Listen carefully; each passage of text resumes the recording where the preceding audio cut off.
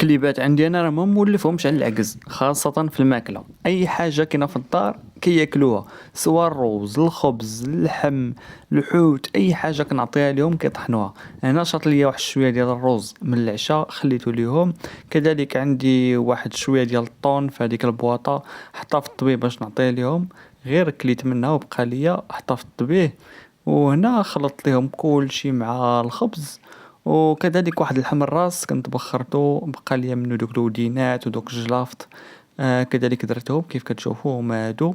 ملي غادي نخلط هادشي كامل راه غادي نحطو، غنعيط على كراميلا تجي هي الاولى باش تاخذ هداكشي اللي بغات تاكلو باش ما ديرونجاش مع الكليبات الكبار.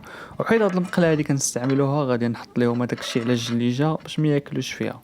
وكيف قلت لكم كراميلا هي الاولى اللي غادي تسبق تاكل حتى تاخذ داكشي اللي بغات، عاد نطلق سونيا وفالكو حيتاش كيرفعوا عليها صراحه كتخاف منهم، كتهرب وكتسمح مسكينه في كل شيء.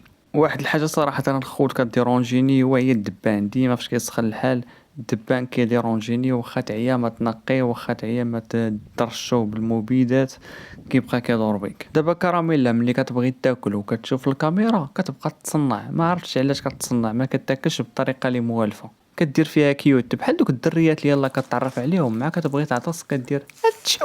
ولكن غير كتطولوا في العلاقه ولا كتجوجوا ديك الساعه العطسه كتطور كتولي تشن، كتولي بحال ديال البهجه. على كل ما عليناش، نطلق سونيا هي وفالكو. كيف كتلاحظوا سونيا ما عندها حتى هي شهيه، غير معنكشه هذيك كراميلا، وتا فالكو همو هو يتبع سونيا ويشمشم فيها حيت يلاه بدات كتبدا على شالور.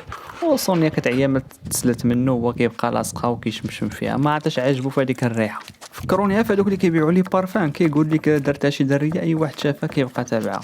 ايوا خويا اش غنقول لك، راك كنتي كلاب راك غادي تتبعها. الواحد هو اللي يدير العز لراسو ويخدم بالعقل. مع تحياتي الاخوان.